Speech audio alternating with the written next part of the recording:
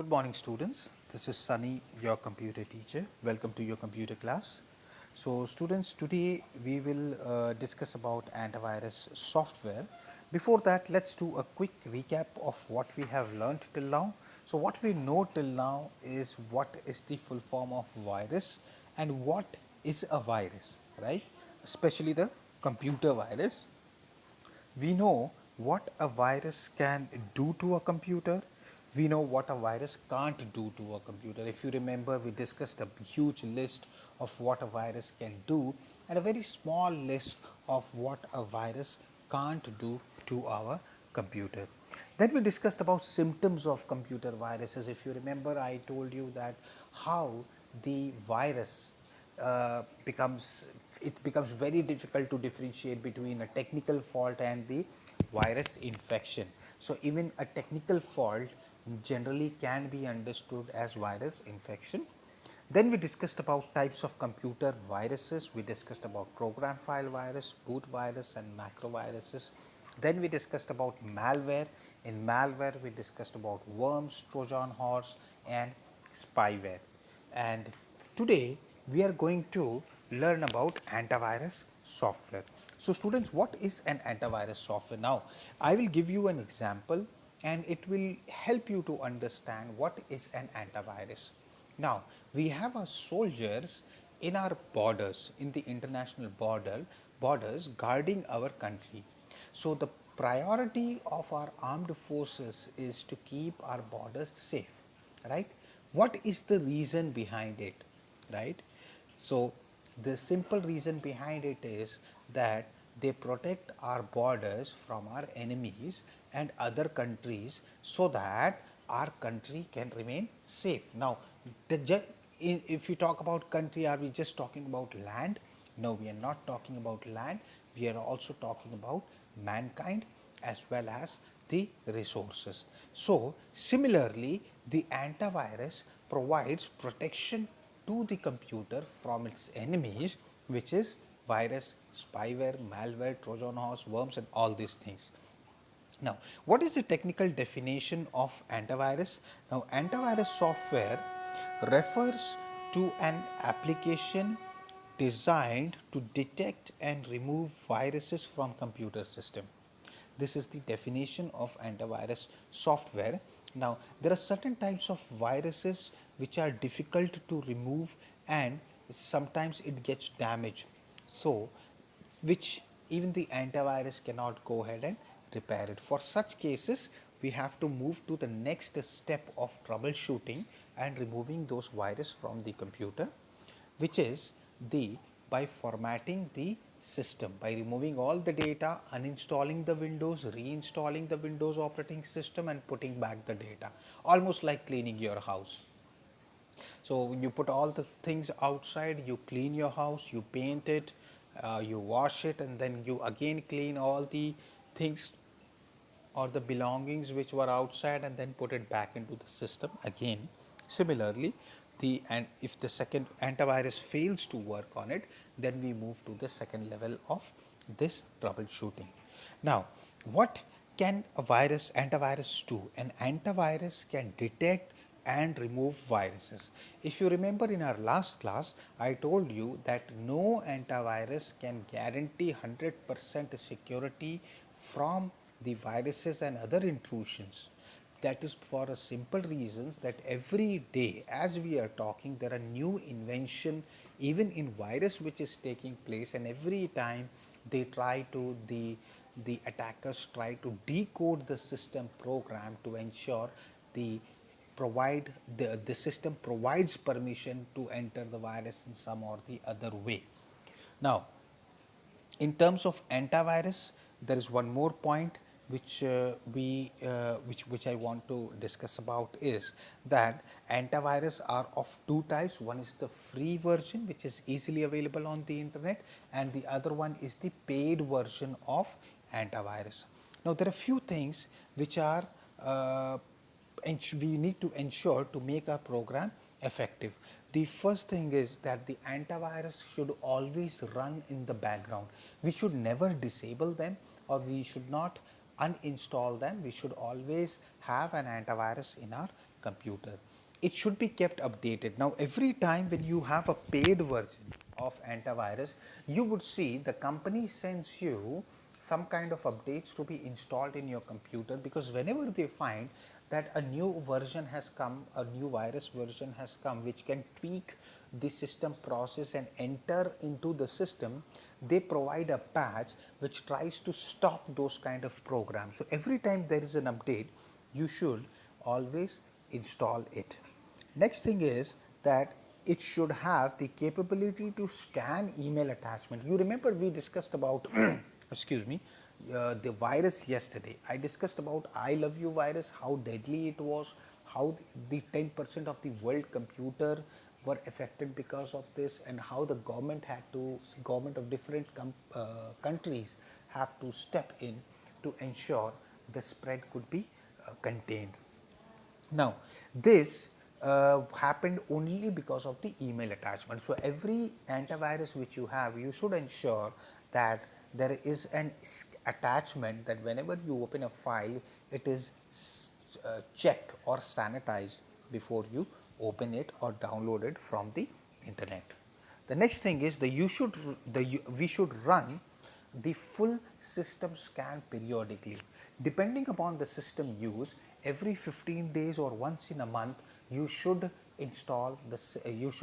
run the system scan to ensure that if there is any virus or other program which is hidden inside the computer, can be detected and deleted.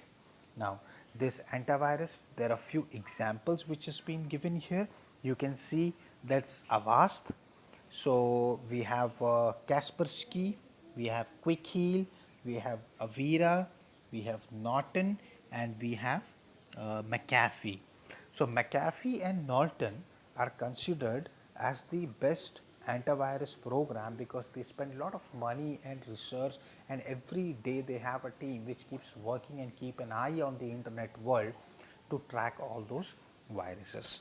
Now, using an antivirus, it is very simple. You don't have to do anything. Once the virus is installed in the computer, it automatically runs in the background until and unless it has been disabled. Now, here they have given an example of how to start a quick heal program. So, it is considered that the quick heal program is installed in your computer. So, you just click on start, all program, quick heal total security folder, and click on the quick heal total security icon. Once you double click on the quick heal antivirus icon, the second method is in the system tray. Normally all the antivirus in the system tray, you can find a small icon, whether it is Symantec Norton, whether you have Avast, or whether you have a Kaspersky, you have a small icon there. Once you double click on it, you can access all the features there, and you can activate the if you have using a trial version, and if you want to purchase the full version through that icon, you can also use the feature to uh, upgrade your service. Next thing is to right click on the quick heal antivirus icon in the Windows systems tray and select quick heal. So again, you go to the systems tray, and instead of double clicking on it, you just right click and click on open. So that's how you open the antivirus, and there you will have different options you can see, like files and folders, emails, internet and network, parental control, and it will tell you the system health, and there will be one option which will also say scan. This is what the one which I was talking about. You have to scan your computer once in every 30 days or 15 days. So there are two types of scan. One is the quick scan, or which is a fast scan, and one is the slow scan or the complete scan. Here we are talking about the complete scan. Sometimes it takes up to 2 to 3 hours for the computer, depending upon the data or the files is there in your computer. Sometimes it may go up to 2 to 3 hours, but you have to ensure that you do this periodically. Next thing is how to protect the computer. Now we learnt about virus, we learnt about antivirus software. Does that mean that just installing the antivirus will make a system secure? The answer is no. There are other precautions also which we will have to take to ensure that we protect our system. Now, pen drives and CD-ROMs and DVD-ROMs are very common. You can see every other house has got a pen drive, and that is the main source of virus infection. As per the recent researches which has been done, it has been found that's the most common way of spreading computer virus. Next thing is, what are the precautions we should take? Now, first and basic precaution is that we should use the original operating system, not the pirated one. We should use the original operating system. So, we should buy it from the genuine vendor. Second thing is, we should use an antivirus. Now, here antivirus, I am recommending you to use the paid version and not the free version, because the free version is not that effective when compared to the paid version.